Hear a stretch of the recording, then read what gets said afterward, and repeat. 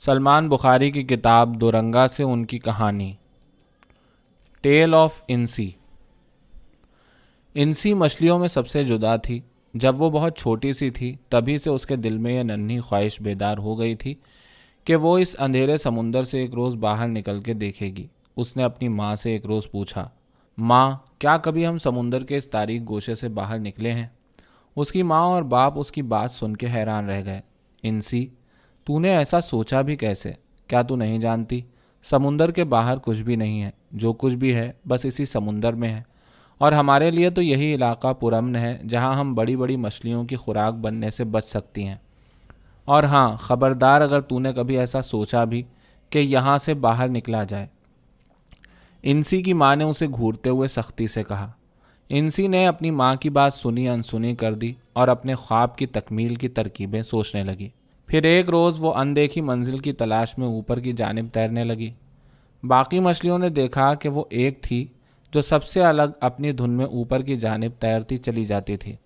سب مچھلیاں اس کی عجیب و غریب نقل و حرکت دیکھ کر حیران تھیں، مگر اسے کسی کی فکر نہ تھی۔ وہ اوپر کی جانب یوں تیر رہی تھی جیسے سمندر سے باہر نکلنا چاہتی ہو۔ باقی مچھلیاں اسے گھیر گھار کر پھر نیچے اندھیرے میں لاتی، مگر وہ پھر سے صرف اور صرف اوپر کی جانب تیرنا شروع کر دیتی۔ اس کے دماغ میں کیا چل رہا تھا کوئی نہ جانتا تھا۔ باقی مچھلیاں اسے گھیر گھار کر پھر نیچے اندھیرے میں لاتی، مگر وہ پھر سے صرف اور صرف اوپر کی جانب تیرنا شروع کر دیتی۔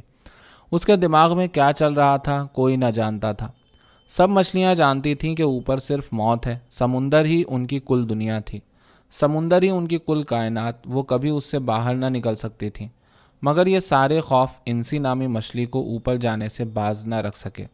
ایک طاقت تھی جو اسے اوپر لے جاتی جا رہی تھی۔ گو وہ اوپر آتے آتے بری طرح تھک چکی تھی، مگر اس کی امنگ اسے رکنے نہ دیتی تھی۔ اچانک اس نے زندگی میں پہلی بار سمندر سے سورج کا چمکتا چہرہ دیکھا۔ وہ حیران رہ گئی، یہ کیا نظارہ ہے اور یہ چمکدار چیز کیا ہے جس سے کرنوں کے فوارے ابل رہے ہیں؟ اس نے روشنی کی جانب تیرنا شروع کیا۔ دور اسے سمندر سے بلند پہاڑیاں دکھائی دیں۔ وہ ایسی پہاڑیاں سمندر کی گہرائی میں پہلے دیکھ چکی تھی۔ اس نے ان کی جانب تیزی سے تیرنا شروع کیا۔ آخر وہ ایک کنارے کے پاس جا پہنچی۔ اس نے بغیر کچھ سوچے یکدم کنارے پر ایک جست لگائی اور سمندر سے نکل کر ریت پر جا گری۔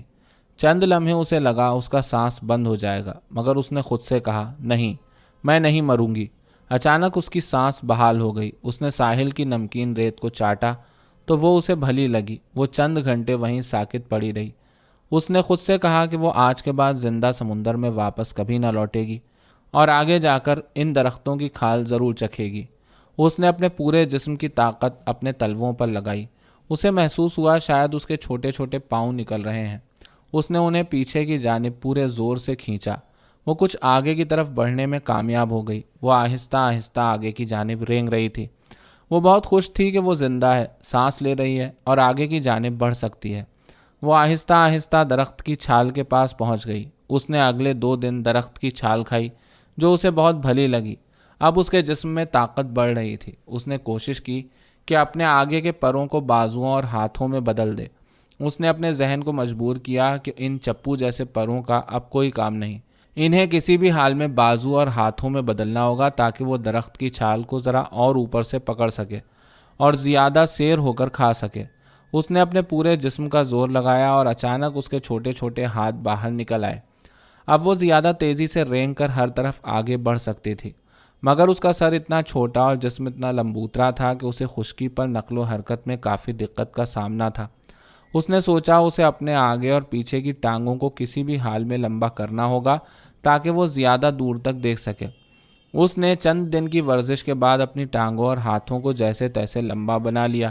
اب وہ رینگتے رینگتے کبھی کبھار 2 پاؤں پر کھڑی ہو کر پورے جنگل کا جائزہ لینے کے قابل ہو چکی تھی۔ وہ بہت خوش تھی کہ وہ ٹھیک سمت میں آگے بڑھ رہی تھی۔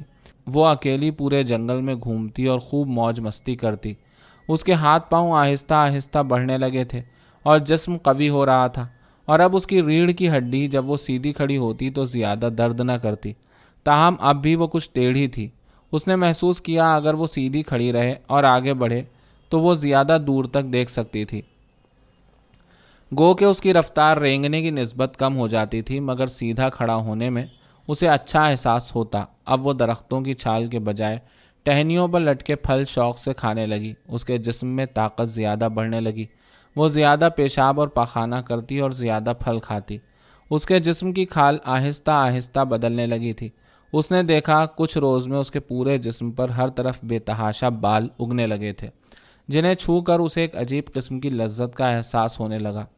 اب وہ ٹہنیوں سے لٹک کر سارا دن ادھر سے ادھر، ادھر سے ادھر چھلانگیں لگایا کرتی۔ اس کے جسم کے بال اور زیادہ بڑھنے لگے اور وہ انہیں ہر وقت خارش کرنے پر مجبور ہوتی گئی۔ اس دوران اس کا سر بھی بڑا اور گول ہونے لگا اور وہ ہر کام اور بہتر طریقے سے کرنے لگی۔ اس کا دل چاہتا کہ وہ نفیس طریقوں پر عمل کرے۔ اس نے اپنے ذہن سے کہا اس کے جسم کے بال کچھ کم ہوں۔ اس نے محسوس کیا کہ اس کے بال تیزی سے جھڑنے لگے تھے اور نیچے سے چمکدار شفاف سیاہ جلد نکلنے لگی تھی۔ اس کا منہ چھوٹا ہونے لگا اور ناک آگے کی جانب باہر کو نکلنے لگی۔ وہ اپنے اس روپ سے بہت خوش تھی۔ اس خوشی کے اظہار کے لیے اس نے اپنے حلق سے ایک آواز، ایک عجیب چیخ کو نکالا، جسے سن کر اس نے پہلی بار مسکرانا سیکھا۔ وہ خوشی سے روز چیختی اور خود ہی اپنی آواز سن کر ہنستی۔ وہ بے انتہا خوش تھی اپنی زندگی سے۔ وہ درختوں کی ٹہنیوں پر جھولتی اور اپنے حلق سے آوازیں نکالتی، جو پہاڑوں سے ٹکرا کر بازگشت بن کر بار بار اسے سنائی دیتی، اور وہ کھلکھلا کر ہنستی۔ کچھ دن کے بعد انسی نے ایک دن ساحل پر اپنی ابتدائی حالت جیسی دو مچھلیوں کو پڑے دیکھا۔ وہ انہیں دیکھ کر بہت حیران ہوئی۔ اس نے دیکھا ایک مچھلی اسی کی طرح جدوجہد کر کے آگے بڑھ رہی ہے، جبکہ دوسری وہیں پڑی پڑی مر چکی تھی۔ دوسری مچھلی ایک درخت کی چھال کھا رہی تھی، اس کی پیچھے کی ٹانگیں نکل چکی تھیں۔ وہ اپنے جیسی جنس دیکھ کر حیران بھی تھی اور خوش بھی۔ کچھ دن بعد اسے ایک سر سے پاؤں تک بالوں سے ڈھکا ہیولا دکھائی دیا۔ پہلے وہ اسے دیکھ کر ڈر گئی، مگر اس نے غور کیا، وہ بالکل اسی جیسا دکھتا تھا، مگر اس کی رانوں کے بیچ ایک لمبوترا پھل جیسا لٹک رہا تھا۔ اس نے ایسا پھل کبھی اس جنگل میں نہ دیکھا تھا۔ وہ بغور اسے ٹکٹکی باندھے تکنے لگی۔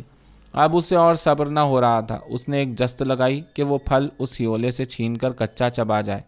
وہ اس ہیولے سے کئی گنا زیادہ طاقتور تھی۔ اس نے ہاتھوں سے پھل کو کھینچا مگر وہ اسے نہ چھین سکی، مگر اس چھینا جھپٹی میں وہ پھل اپنی حیت مکمل طور پر بدل کر زیادہ سخت اور لمبوترا ہو چکا تھا۔ انسی نے اپنی ہار تسلیم کی اور دوسری طرف ایک ٹہنی کی طرف جھکی۔ اسی دوران ہیولے نے ایک جست لگائی اور اسے پیچھے سے بازوؤں سے کس کر دبوچ لیا۔ انسی اس ہیولے سے بے انتہا طاقتور ہونے کے باوجود اپنی جگہ سے نہ ہلی، اور اگلے کچھ گھنٹے وہ دونوں ایک ساتھ چپکے ساکت کھڑے رہے، اور کچھ دیر بعد اس نے حلق سے خوشی کی ایک چیخ بلند کی۔ ویسی ہی چیخ ہیولے نے بھی بلند کی۔ وہ دونوں ایک دوسرے کو پسند کرنے لگے تھے۔ اب وہ دونوں صبح شام جنگل میں جھولے جھولتے اور خوش مستیاں کرتے اور اکثر چپک کے بیٹھ جاتے۔ کچھ عرصے بعد وہ دونوں پھلوں کے علاوہ کسی اور خوراک کی تلاش میں سمندر پر جا پہنچے۔ انہیں کناروں پر کچھ مردہ مچھلیاں ملیں، وہ انہیں کھانے لگے۔ ان دونوں کے حلق سے اب مختلف آوازیں پیدا ہونے لگی تھیں، اور وہ ان آوازوں کی بدولت ایک دوسرے سے بات چیت کے قابل ہو چکے تھے۔ ان دونوں نے اس دوران کئی بچوں کو جنم دیا جو پیدا ہوتے ہی ان کی موجودہ حالتوں جیسے دکھتے تھے اور ذہنی طور پر ان سے زیادہ ہوشیار بھی تھے۔ انہی بچوں میں سے ایک نے 2 پتھروں کو رگڑ کر اپنے کنبے کو آگ سے روشناس کروایا، جسے دیکھ کر انسی اور ہیولا حیران رہ گئے۔ آگ کے بعد وہ کچھ سخت غذاؤں کو بھی آگ پر پکا کر کھانے کے قابل ہو گئے۔ انہی کی ایک اولاد نے پتوں کو رانوں پر لٹکا کر پھل کے مغالطے میں پیدا ہونے والی لڑائی کا عقلی سدباب بھی کیا اور شرم و حیا کی شروعات کی، جبکہ ان کے ایک بچے نے ٹہنیوں سے پہلے محفوظ گھر کی ابتدا بھی کی۔ اب انسی اور اس کا قبیلہ کافی پھیل چکا تھا اور جنگل میں دوسرے کئی جانور بھی پیدا ہو چکے تھے، جن سے مقابلہ کرتے وقت کبھی کبھی کچھ قبیلے کے لوگ مارے بھی جاتے تھے۔